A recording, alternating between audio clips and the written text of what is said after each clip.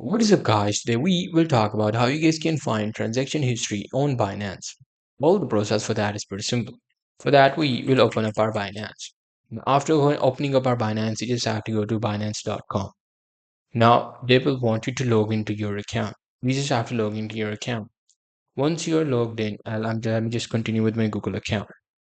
Once you are logged in, you will be able to see the dashboard of your account looking something like that. Now here, what you have to do is you just simply have to go to your assets or the assets that you have. So let it just load first. Once it is done, just click on this.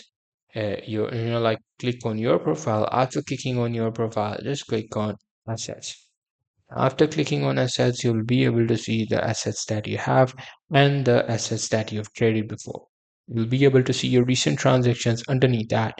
Hey, so that's pretty much it. That's how I'll be able to see your transaction history in Binance. Hope you guys find this video helpful.